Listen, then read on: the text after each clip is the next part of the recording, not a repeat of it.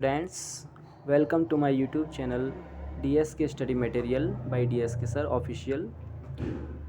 दोस्तों, आज हम इस लेक्चर में MSc मैथमेटिक्स के डिस्क्रीट मैथमेटिक्स नाम का जो पेपर चलता है, आपका सेमेस्टर स्कीम हो चाहे एनुअल स्कीम हो, इन दोनों में ये पेपर MSc मैथमेटिक्स में जनरली हमारे इंडिया के सभी यूनिवर्सिटीज़ में ये पेपर चलता है।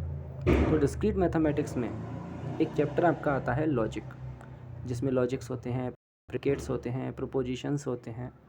उसी से रिलेटेड एक टॉपिक मैं आज लेने जा रहा हूँ, जो कि काफ़ी इम्पोर्टेंट है और आपके एग्ज़ाम्स आई थिंक सेमेस्टर के चल रहे होंगे या फिर उनके टाइम टेबल आ गया होगा। तो उस हिसाब से ये वीडियो आपके लिए काफ़ी हेल्पफुल रहेगा डिस्क्रीट मैथमेटिक्स में।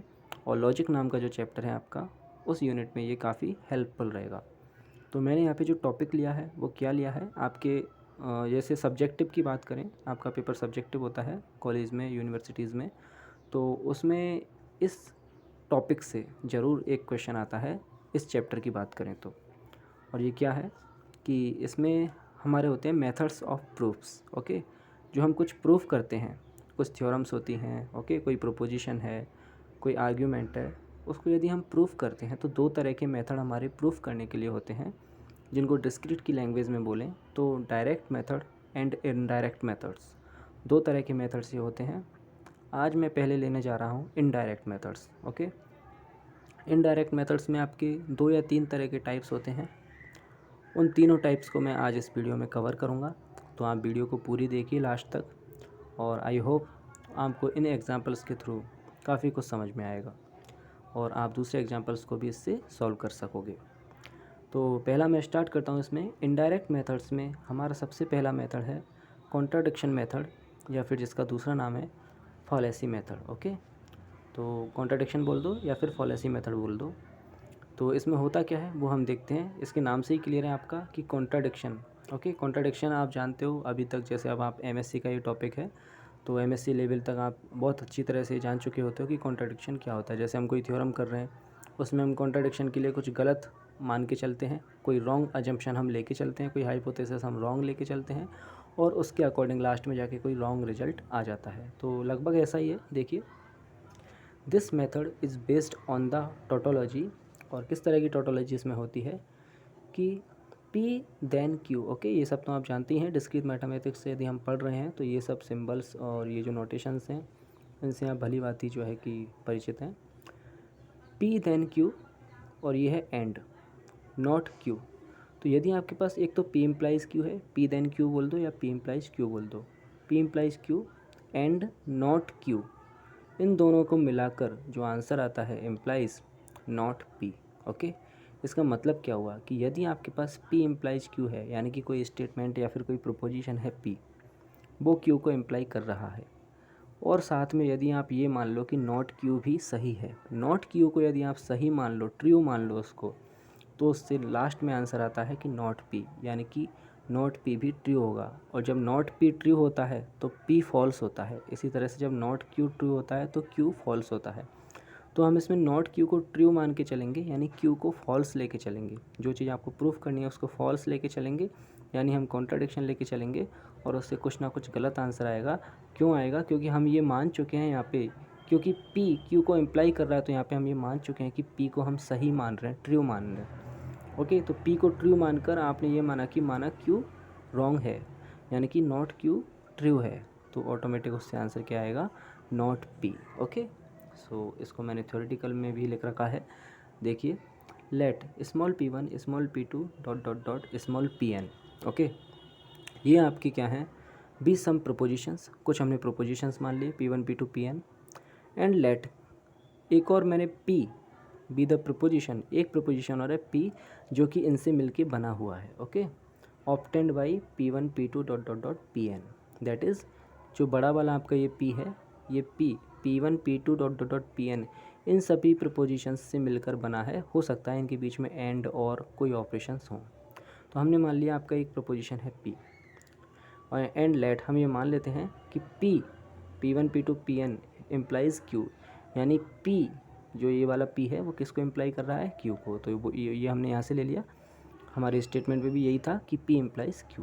Okay, then to prove that P implies Q and not Q then not P, ऐसा कुछ रिजल्ट आपके पास आए तो इसके लिए हम क्या करते हैं, we will assume that not Q is true. Okay, हमने इसमें क्या माना है कि नॉट Q को ट्रू मान लेंगे, और जैसे ही नॉट Q आपका ट्रू होगा तो Q ऑटोमेटिक क्या हो जाएगा, फॉल्स, तो that is Q is false. Okay, then we can show that P is false, तो ऑटोमेटिक आपका यहाँ से सॉल्व जब हम करेंगे तो आपका आंसर आएगा कि यहाँ से नॉट P सही आएगा, यानी नॉट P के सही आते ही P आपका गलत हो जाएगा, रॉन्ग हो जाएगा, यानी फॉल्स हो जाएगा। तो ऑटोमेटिक आपका यहाँ से एक आंसर आता है not P is true. Not P is true का मतलब है P इज फॉल्स। तो ये कॉन्ट्राडिक्शन मेथड है और कई थ्योरम्स में आप ये देख चुके हैं। तो ये कुछ इसका थ्योरी पार्ट था। बेसिकली हमें करना है क्वेश्चन, क्योंकि डिस्क्रीट आपका अप्लाइड मैथमेटिक्स का पार्ट है, तो उसमें बजाय हम ज़्यादा थ्योरी के, हाँ बेसिक कॉन्सेप्ट हम उसमें क्लियर कर सकते हैं, फिर बेसिक कॉन्सेप्ट क्लियर करके हमें ओवरऑल तो आपको करना क्वेश्चन ही है। ओके, तो देखिए, prove that √2 is an irrational number. Okay, ये आपको प्रूव करना है कि √2 आपका जो है एक इरेशनल नंबर है। ऐसा आप रियल एनालिसिस में भी प्रूव कर चुके हो। ओके, बीएससी में होता है ये। और देखते हैं क्या वो वाला प्रूफ बीएससी का यहाँ एमएससी में आपका अप्लाई होता है कि नहीं होता, और जो हम मेथड पढ़ रहे हैं कॉन्ट्राडिक्शन मेथड, वो यहाँ क्या अप्लाई हो रहा है कि नहीं हो रहा। तो देख लेते हैं। लेट, हमने देखो क्या माना, आपको प्रूव करना है कि √2 कैसा नंबर है, इर्रेशनल, तो मैंने तुरंत इसका अपोजिट मान लिया, यानी रैशनल। तो देखो यहीं पे हमारा जो मेथड था वो अप्लाई हो जाता है कि जो आपको प्रूव करना है उसका अपोजिट आपने मान लिया, यानी √2 को आपने मान लिया रैशनल, और रैशनल मानेंगे तो कुछ ना कुछ गलत इससे रिजल्ट आएगा। ओके, तो देखते हैं हम आगे। यदि √2 रैशनल नंबर है तो रैशनल नंबर में तो हम जानते हैं कि रैशनल नंबर को तो आप P/Q या फिर M/N के रूप में लिख सकते हैं। So then there exist M and integers such that, जो आपका डिनोमिनेटर है n नॉट इक्वल टू 0 होता है। साथ के साथ √2 को आप M/N लिख सकते हो, इसको मैंने इक्वेशन नंबर 1 नाम दे दिया है। और एक कंडीशन और होती है कि जो इंटीजर्स को आप यूज करते हो इसमें रैशनल नंबर में, उसमें जो दोनों इंटीजर्स होते हैं न्यूमरेटर एंड डिनोमिनेटर, दोनों को प्राइम नंबर्स होते हैं। को प्राइम नंबर आप अच्छी तरह से जानते हो, ऐसे दो इंटीजर्स जिनका GCD यानी कि ग्रेटेस्ट कॉमन डिवाइज़र या फिर HCF यानी हाईएस्ट कॉमन फैक्टर उनका 1 हो, ऐसे इंटीजर्स को हम को प्राइम इंटीजर्स कहते हैं। ओके, तो हमें पता है कि एक रेशनल की डेफिनेशन यही होती है कि उसमें जो न्यूमरेटर है और डिनोमिनेटर वो आपस में कोप्राइम होने चाहिए, साथ में जो नीचे वाला है आपका वो नॉन जीरो होना चाहिए। ठीक है, चलो, तो हमने इसको रैशनल मान लिया, और रैशनल मान के √2 आपका इतना आ गया। मैं दोनों तरफ स्क्वायर कर देता हूँ, तो 2 आपका आ जाएगा m²/n², बिल्कुल आ गया। यहाँ से आप इसको मल्टीप्लाई इधर कर दो तो m² equal to 2n²। Okay, यहाँ से एक रिजल्ट आ जाता है जिसको मैं इक्वेशन नंबर 2 मान लेता हूँ। तो इक्वेशन नंबर 2 से आपको ये पता लग रहा है कि m² 2 का मल्टीपल है, और 2 का मल्टीपल तो हमेशा एक इवन इंटीजर होता है। हाँ, एक चीज़ और, ये आपका इंटीजर ही क्यों आएगा भाई, ज़रूरी थोड़ी है कि 2 का हर कोई मल्टीपल इंटीजर हो। तो ये हम कैसे कहेंगे, क्योंकि हम m को इंटीजर मान के चले हैं पहले से ही, m और n दोनों ही इंटीजर हैं। तो जब n आपका इंटीजर है तो n² भी इंटीजर होगा, और n² इंटीजर है तो उसको 2 से मल्टीप्लाई करेंगे वो भी इंटीजर होगा। तो हमने देखा कि यहाँ पे m² इवन इंटीजर है। ओके, और यदि m² इवन इंटीजर है तो यहाँ से ये चीज़ तो क्लियर है कि m भी इवन इंटीजर होगा, बिकॉज़ हम m को ऑलरेडी इंटीजर मान के ले चुके हैं उसको। ओके, यदि m इंटीजर नहीं होता तो आपकी यहाँ कोई गारंटी नहीं थी कि ये भी आपका इस तरह का है। इसका एग्जांपल मैं आपको इसी को ले लो। जैसे आपको पता है कि 2 √2 का स्क्वायर है, तो हमें पता है कि 2 जो है वो √2 का स्क्वायर है, और 2 अपने आप में एक इवन नंबर है। लेकिन आप कैसे कह सकते हो कि 2 का जो अंडर रूट आएगा यानी कि √2 वो भी एक इवन इंटीजर आएगा, नहीं कह सकते ना, बिकॉज √2 इंटीजर थोड़ी होता है, √2 तो इरेशनल होता है। लेकिन चूँकि हम पहले ही m को इंटीजर मान चुके हैं, इसलिए m² का अंडर रूट करेंगे तो वो भी आपका इंटीजर ही आएगा। और इतना तो हम जानते हैं कि इवन का जो है अंडर रूट यदि आप लोगे स्क्वायर रूट तो वो भी आपका इवन ही आएगा। चलो, तो यहाँ से एक रिजल्ट आ जाता है कि m इज़ इवन, और यदि m आपका इवन है तो m भी आपका 2 का मल्टीपल होगा। तो अभी तक हमें इतना पता लगा कि ये सब यदि हम मान के चलें √2 को रैशनल, तो एक रिजल्ट तो हमारे पास आ गया कि m आपका कैसा है, 2 का मल्टीपल। चलो ठीक है, और 2 के मल्टीपल को हम कुछ इस तरह से लिख सकते हैं कि let m equal to 2 × k। Where K is belongs to Z, okay, Z यानी इंटीजर्स। तो यदि m 2 का मल्टीपल है तो उसको हम 2 के मल्टीपल के फॉर्मेट में लिख सकते हैं। इसको मैंने इक्वेशन नंबर 3 मान लिया, ओके। आगे बढ़ते हैं। यदि m 2 के है तो पुटिंग वैल्यू फ्रॉम 3 इंटू 2, हमने ये वैल्यू उठा के 2 में रख दी। तो देखो m स्क्वायर की जगह यहाँ पे आप रख दो 2 के स्क्वायर, ओके। 2 के square equal to 2n square, यहाँ से आपका आंसर आ जाता है 4 के square equal to 2n square, and 2 से 2 कैंसिल कर दो, n स्क्वायर की वैल्यू आ जाती है 2 के स्क्वायर, ओके। तो हमने देखा कि n स्क्वायर ये भी आपका 2 का मल्टीपल आ गया, तो n स्क्वायर एक इवन इंटीजर है, और यदि n स्क्वायर इवन इंटीजर है तो n भी एक इवन इंटीजर होगा। रीजन्स सारे मैं आपको यहाँ समझा चुका हूँ कि हम m और n को m और n को इंटीजर मान के चले हैं, इसलिए m और n आएंगे तो इंटीजर ही, और इवन का अंडर रूट फिर से इवन आ गया, इसका मतलब n भी 2 का मल्टीपल हो गया। तो n को भी हम कोई 2 इंटू आर समथिंग टाइप में लिख सकते हैं, जहाँ पे r आपका z में बिलोंग करेगा, ओके, इंटीजर सेट में बिलोंग करेगा। तो हमने देखा भाई, हमने यहाँ से क्या क्या जो है हमारे कंक्लूज़न आया अभी तक। हमने देखा कि m जो है वो 2 इंटू के समथिंग टाइप का आ गया, और n जो है वो 2 इंटू आर समथिंग टाइप का आ गया। और फ्रॉम 3 एंड 4, 3 और 4 से आपको ये पता लग रहा है कि m और n दोनों ही 2 के मल्टीपल हैं, आप आराम से देख सकते हो, दिख रहा है। तो हमने देखा कि m भी 2 के आ गया और n 2r आ गया, इसका मतलब m और n दोनों ही 2 के मल्टीपल हैं। तो आप बताओ m और n में कॉमन फैक्टर क्या हो गया, 2, 2 दोनों में है, सो m and n have common factor 2, okay. इनका एक फैक्टर तो कॉमन आ गया 2, और भी हो सकते हैं एक से ज़्यादा, लेकिन हमें एक तो मिल ही गया कि इनका कम से कम एक कॉमन फैक्टर तो 2 आ गया। और यदि दो नंबर्स का कॉमन फैक्टर 1 के अलावा कुछ और हो, ओके, 1 के अलावा कुछ और हो, तो वो कभी भी को प्राइम नहीं होते। तो हम यहाँ देख रहे हैं कि इन दोनों का कॉमन फैक्टर 2 आ गया है, इसलिए ये आपके को प्राइम नहीं है, ठीक है। तो हमने देखा, लेकिन आपको शुरू में यदि हम इनको √2 को रैशनल लेके चले थे तो यहाँ से क्या आया था कि m और n कैसे होने चाहिए, को प्राइम। लेकिन यहाँ आपका रिजल्ट क्या आया है कि m और n कैसे हैं, को प्राइम नहीं है। तो आपने देखा गलत मान के चले तो ऑटोमेटिक कॉन्ट्राडिक्शन आपका आ गया। तो which is contradiction of our assumption that m and n are coprime. हम m और n को पहले ही को प्राइम मान चुके थे, लेकिन यहाँ गलत आंसर आया है। और वैसे भी आप जानती हो कि गलत कर्मों का फल गलत होता है, तो ऐसा ही लगभग कुछ यहाँ हो रहा है कि उसने गलत अजम्पशन लेके चले तो उसका परिणाम तो गलत आना ही था, ओके। सो हमें फाइनली क्या पता लगा इससे कि यदि हम √2 को रैशनल मान के चलें तो हमारा जो है सारी मैथमेटिक्स ही फेल हो जाती है इसमें। इसका मतलब √2 आपका रैशनल नहीं हो सकता। So hence the original assumption, यानी कि दैट इज़ √2 इज़ रैशनल, वो हमारा इज़ रॉन्ग। जो हम ओरिजिनल अजम्पशन हम लेके चले थे वो गलत था, इसलिए √2 इज इर्रेशनल।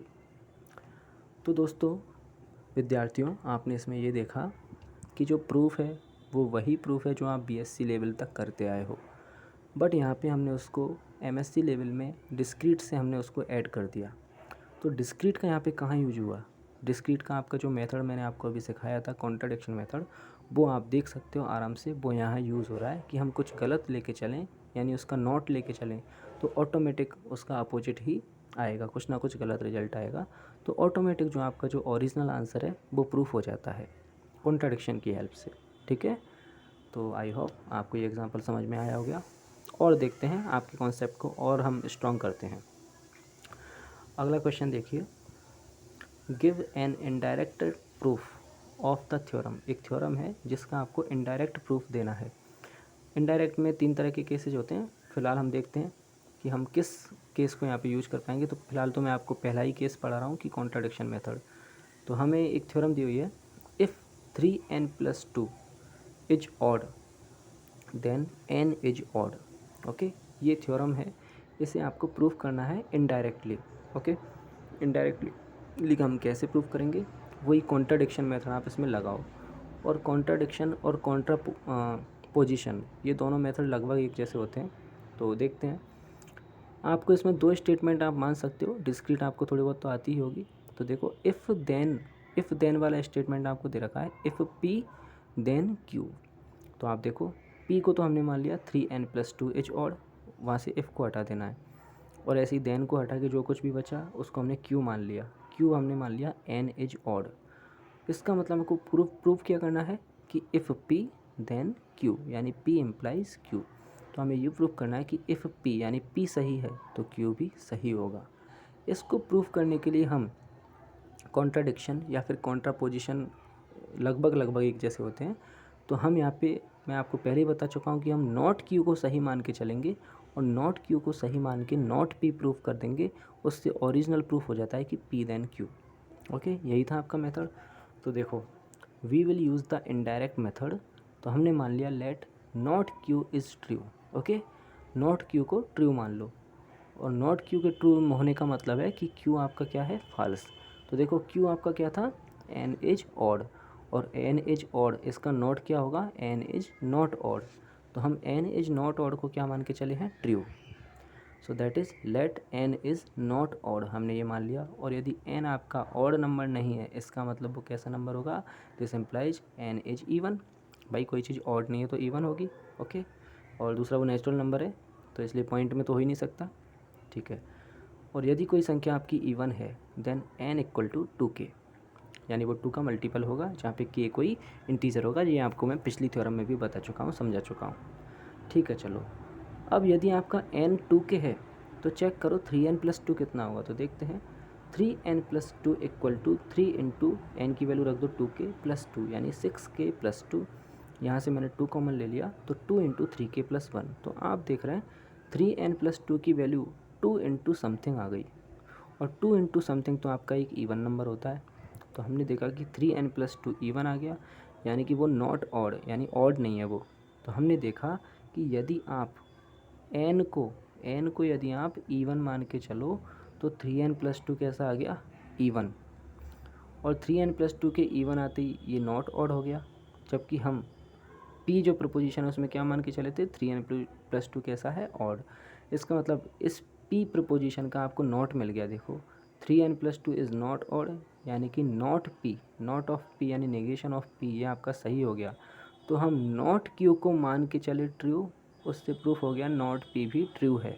तो देखो क्या प्रूफ हुआ, hence we have shown that, हमने ये दिखा दिया not q implies not p। और not q implies not p यदि आपका आ जाए तो वहाँ से ओरिजिनल आपका वो प्रूफ हो जाता है।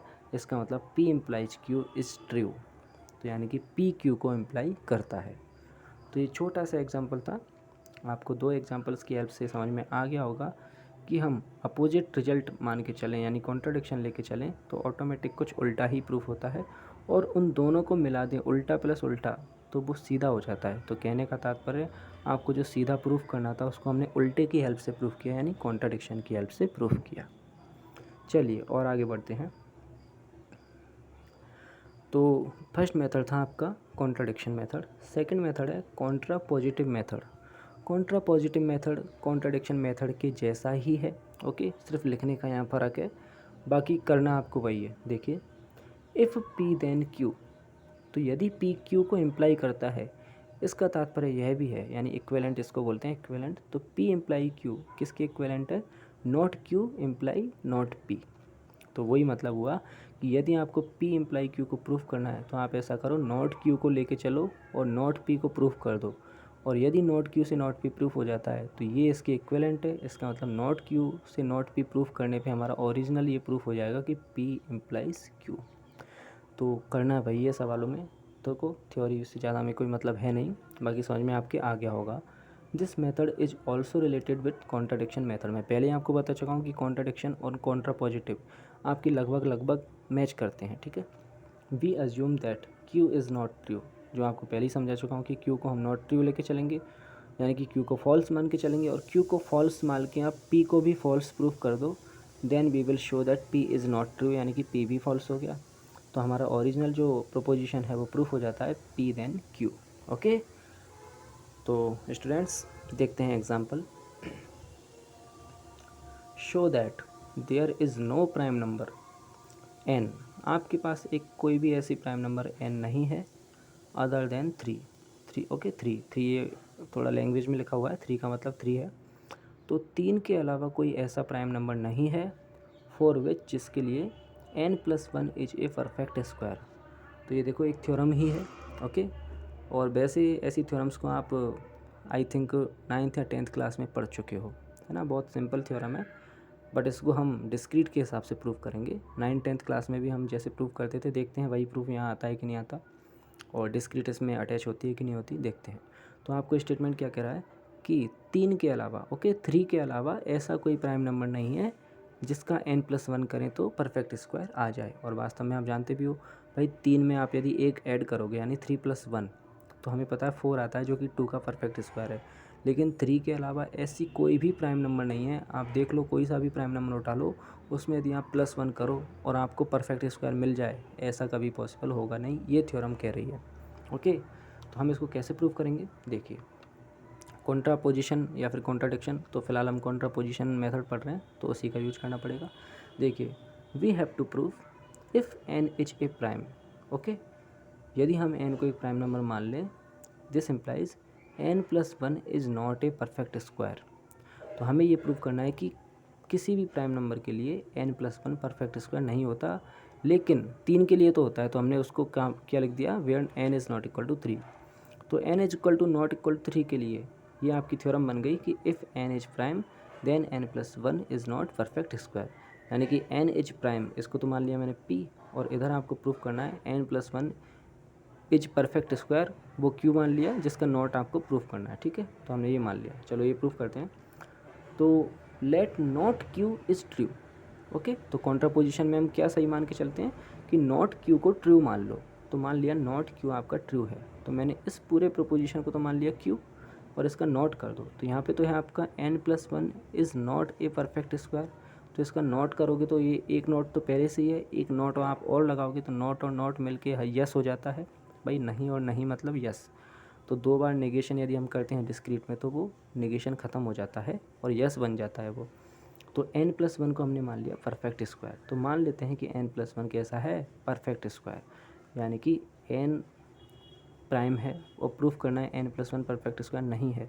हमने उल्टा मान लिया कि मान लो n+1 परफेक्ट स्क्वायर है। ठीक है, चलो तो मान लेते हैं n+1 किसी k का स्क्वायर है, जहाँ पे k आपका z है, कोई इंटीजर है, साथ में परफेक्ट स्क्वायर है। इसका मतलब 0 का तो होता नहीं है परफेक्ट स्क्वायर, भाई क्यों नहीं होगा बताओ, थोड़ा सा आप यहाँ सोचो। n अपने आप में कोई नेचुरल नंबर है, और नेचुरल नंबर आपको पता है सबसे छोटा नेचुरल नंबर 1 होता है, तो 1+1 कम से कम ये 2 तो आएगा ही आएगा।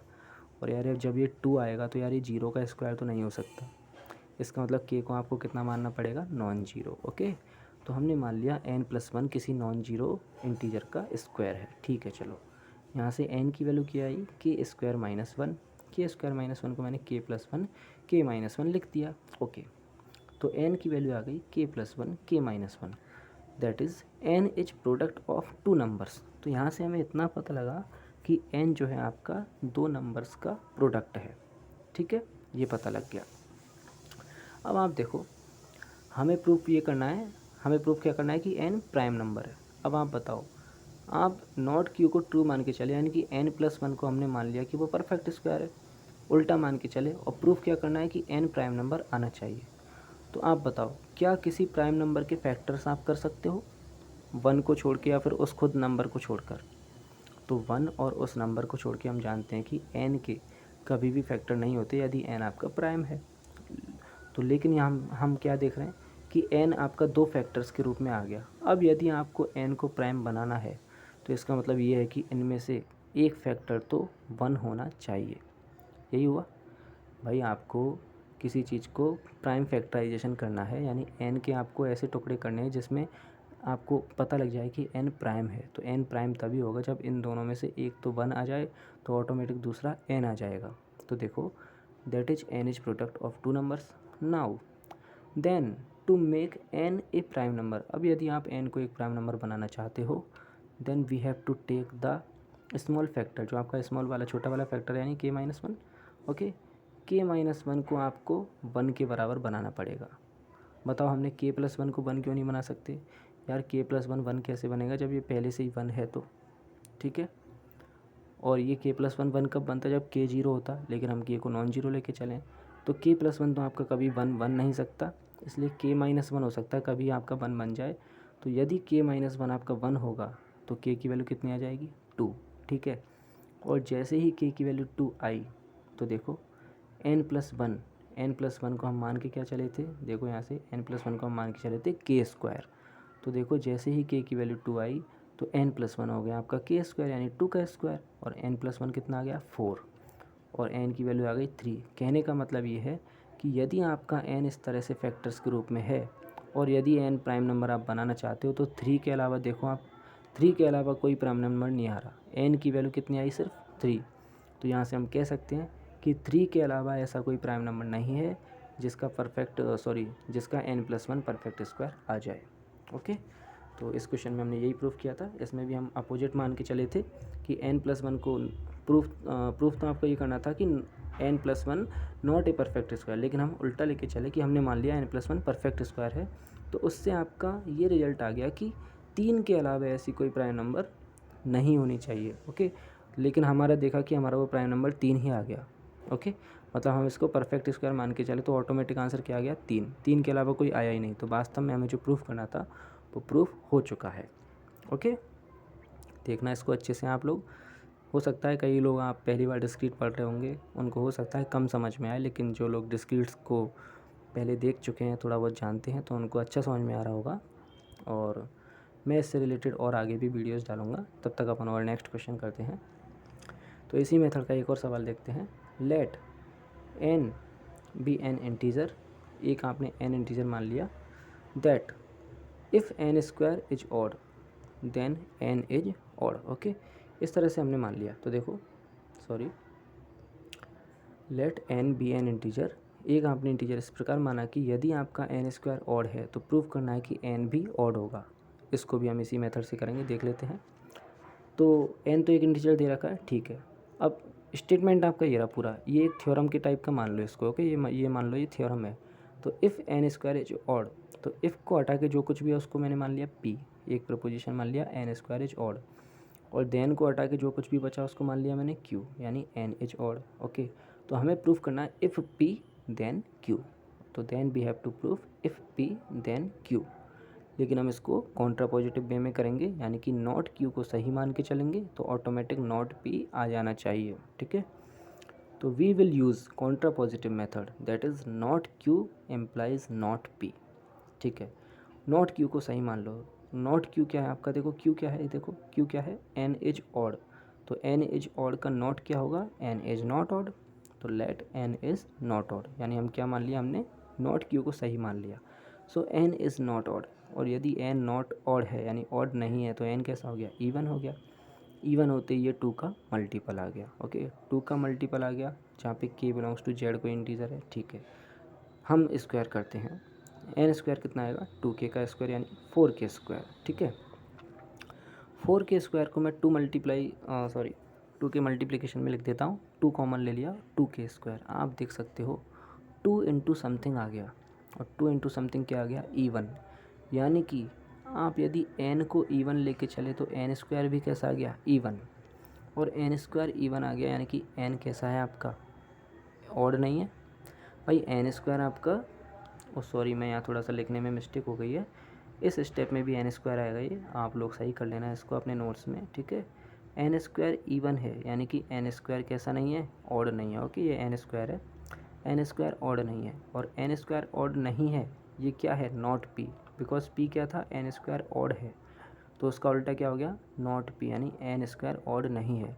और हमने प्रूफ क्या कर दिया, नॉट q लेके चले, नॉट p प्रूफ हो गया। So then not q implies not p, और यदि not q implies not p आ जाए तो हम कहते हैं कि ओरिजिनल जो हमारा प्रोपोजिशन है p देन q वो ट्रू होता है, वो सही होता है। ओके, तो तीनों एग्जांपल्स से आपको, और चारों ही एग्जांपल आपको लगभग एक जैसे लगे होंगे ऑलमोस्ट, है ना। इतना तो आपको पता चल ही गया होगा कि कॉन्ट्राडिक्शन और कॉन्ट्रापोजिशन में हम लगभग एक तरह से ही प्रूफ करते हैं। तो ये दोनों मेथड्स थ्योरम्स को प्रूफ करने के लिए काफ़ी अच्छे मेथड्स हैं, और बीएससी और एमएससी में आप कई बार देखते ही हो, हम कई बार कॉन्ट्राडिक्शन से थ्योरम को, किसी भी रिजल्ट को जल्दी प्रूफ कर देते हैं।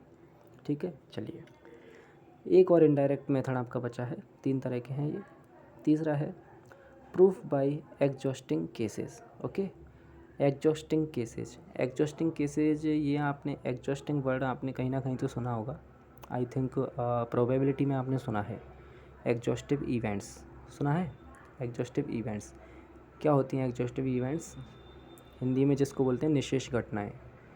तो एग्जॉस्टिव इवेंट्स या फिर निशेष घटनाएं प्रोबेबिलिटी में आप यदि याद हो किसी को, तो वो था कि आपका यदि बहुत सारी इवेंट्स हैं और वो सभी इवेंट्स मिलकर यदि सैम्पल स्पेस बना रही हैं, ओके, यानी उनका यूनियन सैम्पल स्पेस के बराबर है, तो ऐसी इवेंट्स को हम एग्जॉस्टिंग इवेंट्स कहते थे। ऐसा ही लगभग मामला यहाँ पे आएगा कि आपके पास बहुत सारे केस होंगे जो कि एग्जॉस्टिव होंगे, उनकी हेल्प से कैसे प्रूव करेंगे हम, तो प्रूफ बाई एग्जॉस्टिंग केसेस। तो देखते हैं इसमें है क्या चीज़ भाई।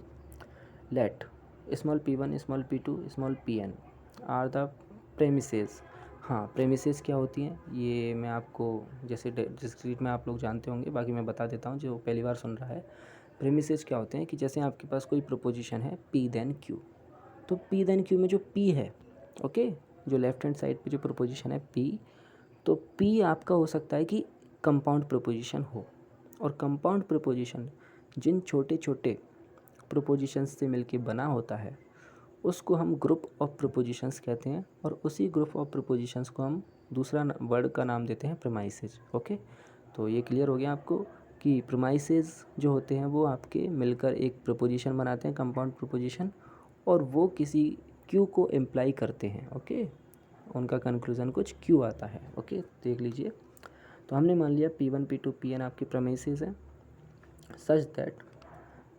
सच दैट कि इनका कंक्लूजन क्या आ रहा है, क्यू। ओके, देन मतलब इसको लिखते कैसे हैं, देखो p1, और यदि आपका इस तरह का है कि p1 और p2 और ये और का सिंबल है डॉट डॉट डॉट और pn, यदि इस तरह का मिलकर आपका इम्प्लाई हो रहा है q, यदि इस तरह का है तो देखो इसको और हम क्या लिख सकते हैं, वी नो दैट p1 और p2 और डॉट डॉट डॉट pn और q, सॉरी इम्प्लाई q, यदि इनका और करके आपको लास्ट में आंसर मिल रहा है q, तो ये आपके किसके इक्विवेलेंट होता है कि p1 से q मिल जाए एंड p2 से q मिल जाए and dot dot dot pn से भी आपका q मिल जाए, यानी इम्प्लाई हो जाए।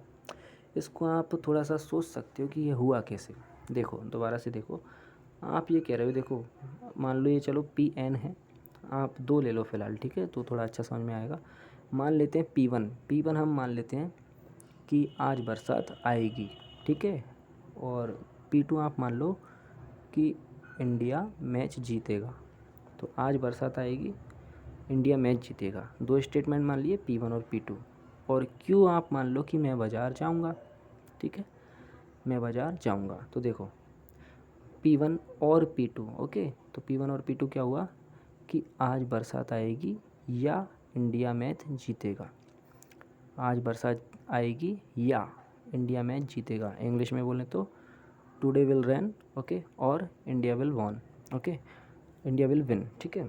तो या तो आपकी बरसात आएगी या आपका इंडिया मैच जीतेगा, और हम कह रहे हैं कि इन दोनों में से कुछ भी हो जाए मैं बाज़ार जाऊंगा, ठीक है। अब इधर आओ आप कि ऐसा हम कब कह सकते हैं, ऐसा हम तभी कह सकते हैं कि इन दोनों केसेज में हम बाज़ार जा रहे हों, तभी तो पॉसिबल है भाई। या तो आपकी बरसात आए तो भी मैं बाज़ार जाऊँ, या फिर आपका इंडिया मैच जीत जाए तो भी बाज़ार जाऊँ। तो कहने का तात्पर्य हुआ कि दोनों में आपका ऐसा होगा, तभी तो आप एकदम पूरे विश्वास के साथ कह सकते हो कि मैं बाज़ार जाऊँगा।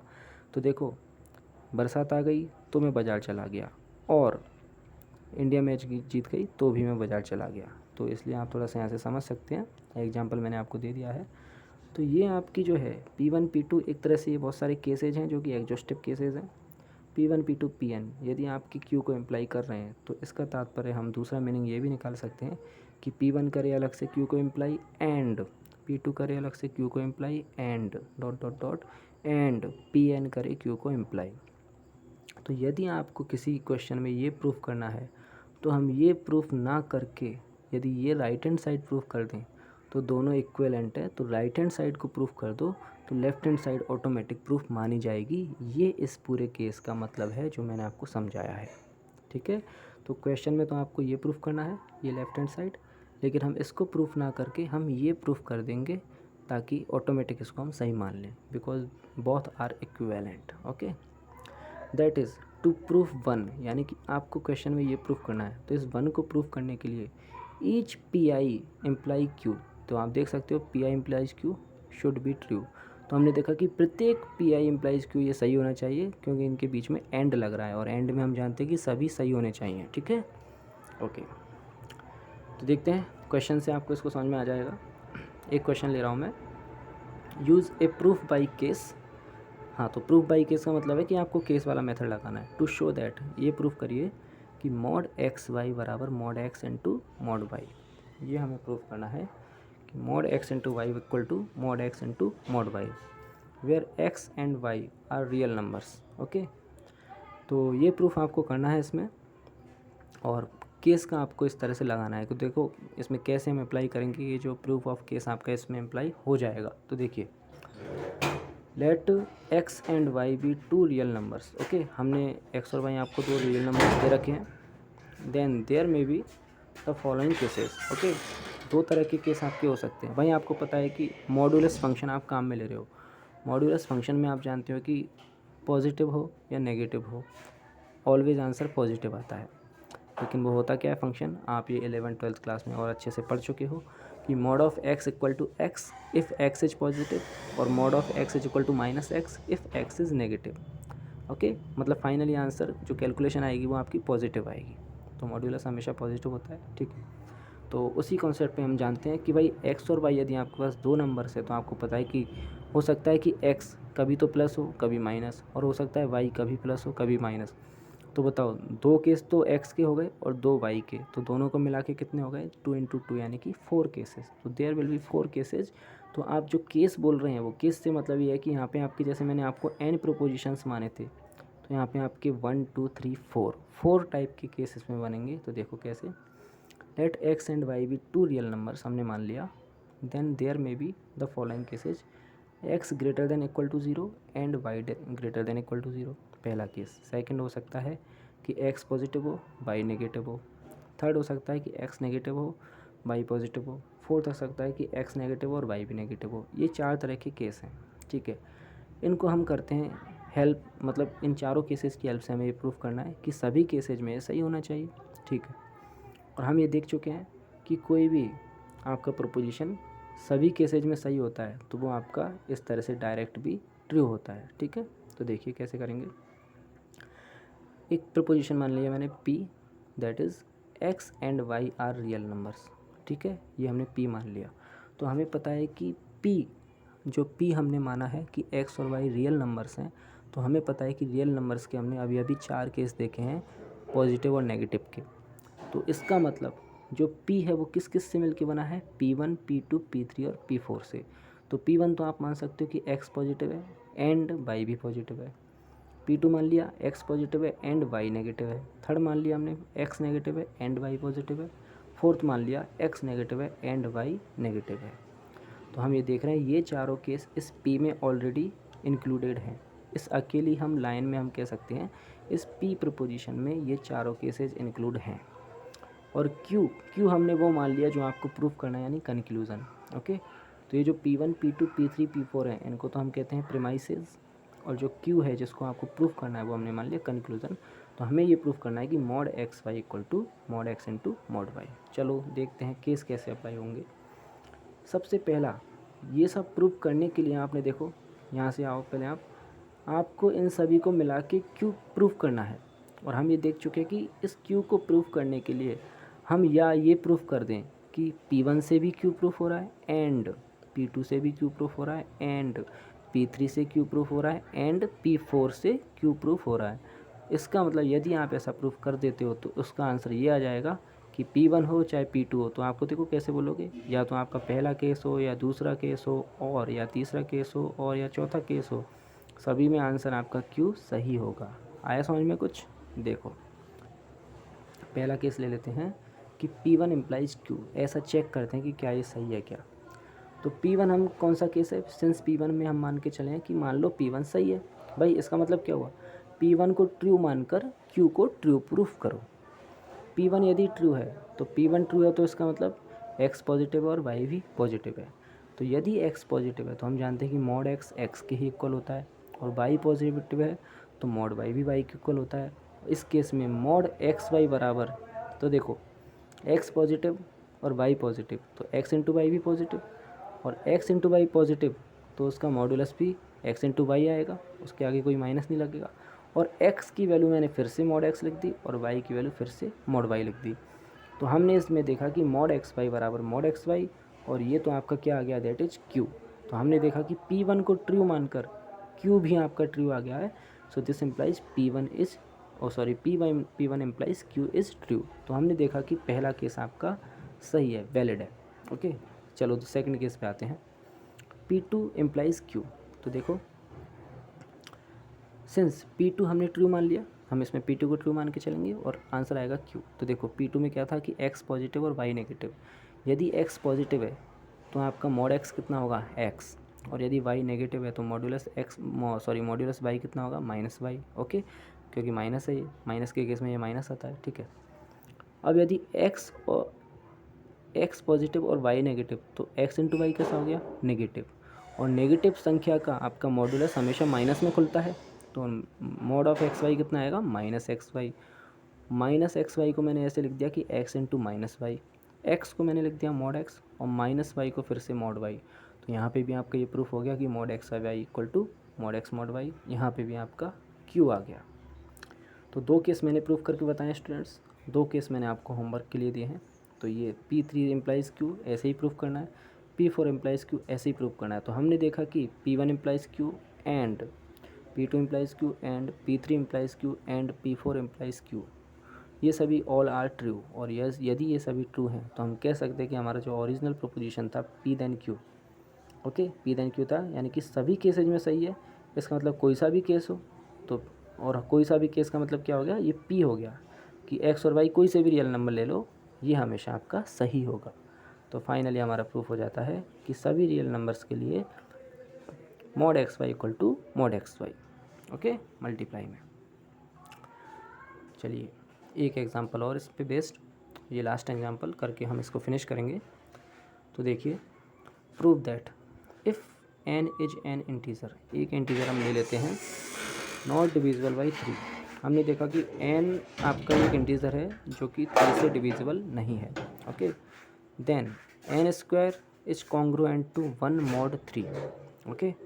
दोबारा से देखो क्वेश्चन को, if n is an integer not divisible by 3, तो यदि आपका कोई इंटीजर 3 से डिविजिबल नहीं है, देन हमेशा ऐसा होगा कि जो n स्क्वायर होगा वो कॉन्ग्रुएंट टू 1 मॉड 3 के होगा, ओके।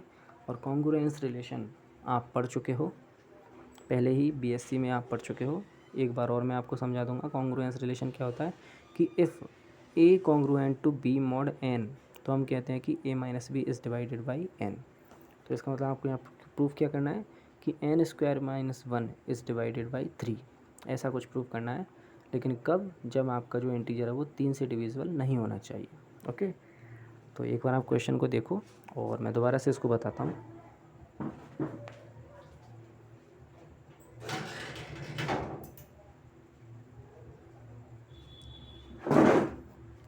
ओके स्टूडेंट्स, तो क्वेश्चन आपने देख लिया अच्छे से। देखो, लेट, आप एक प्रोपोजिशन मान लो कि n is an integer not divisible by 3, ठीक है, यही तो है ना। और देन प्रूफ करना है ये, तो ये तो हो गया P और ये हो गया Q। तो हमने मान लिया कि n is an integer not divisible by 3, 3 से डिविजिबल इंटीजर नहीं है, मतलब 3 से डिवाइड नहीं होना चाहिए, ठीक है। देन देयर में भी फॉलोइंग केसेज, क्योंकि हम केस वाला जो है मेथड पढ़ रहे हैं, तो केस वाले मेथड से ही मैं इसको आपको समझाऊंगा।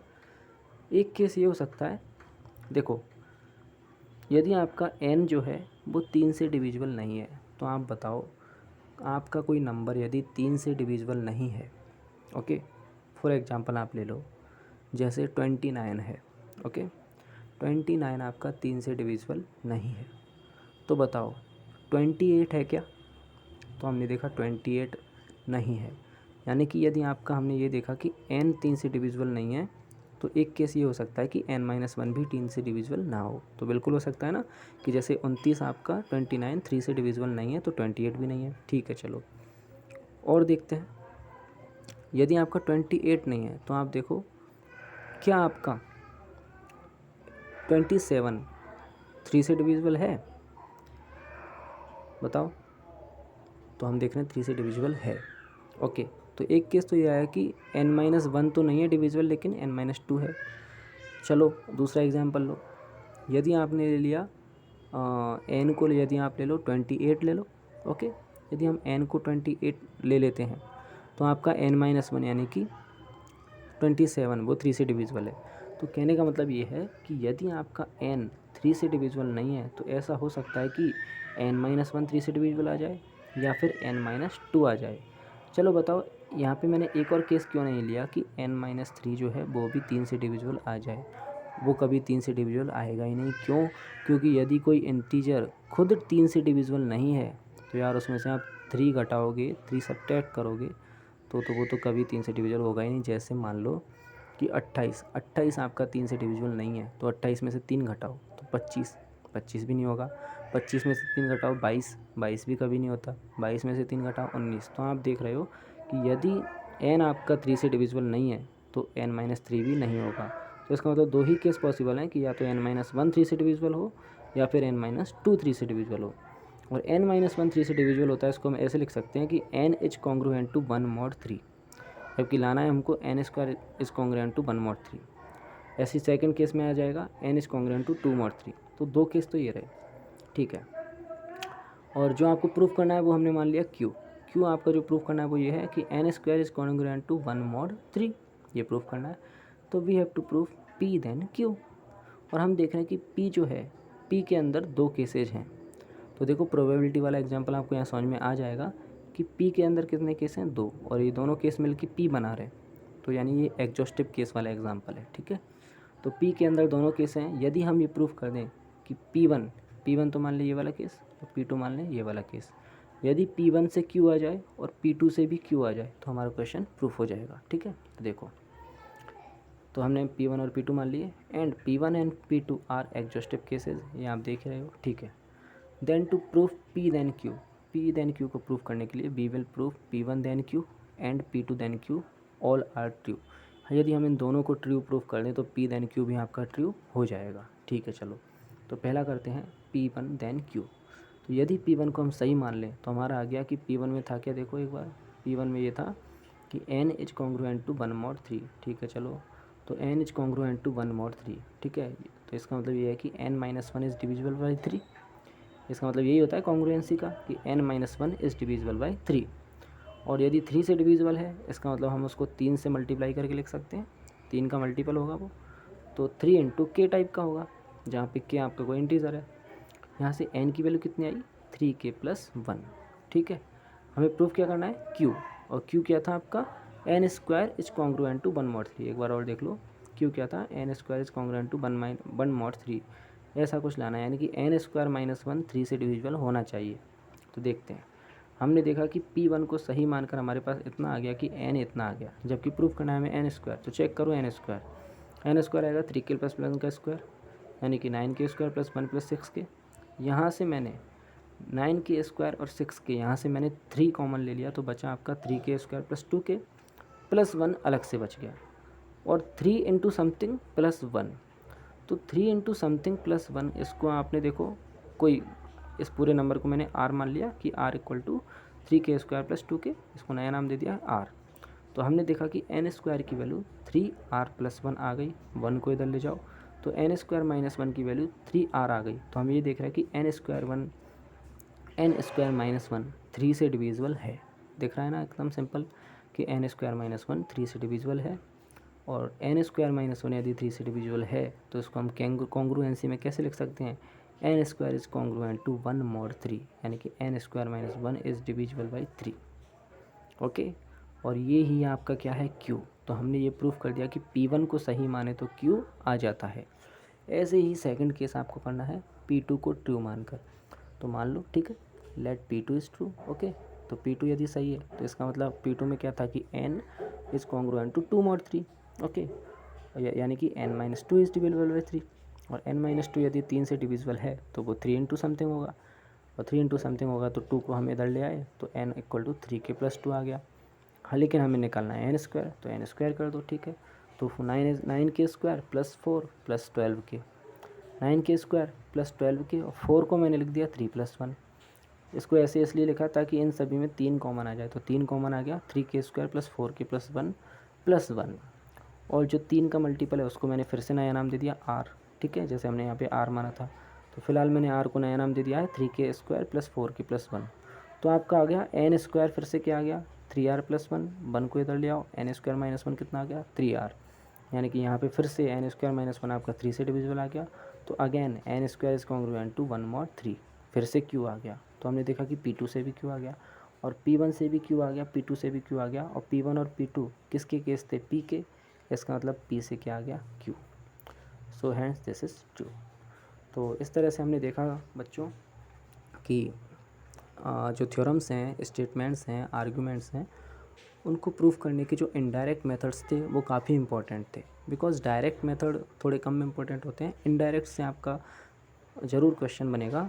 तो मुझे इतनी उम्मीद है कि इस वीडियो को देखकर आपके पास जो भी डिस्क्रीट मैथमेटिक्स की जो भी बुक है, ओके, आप उसके क्वेश्चंस को आराम से कर पाएंगे इस टॉपिक से जो रिलेटेड है।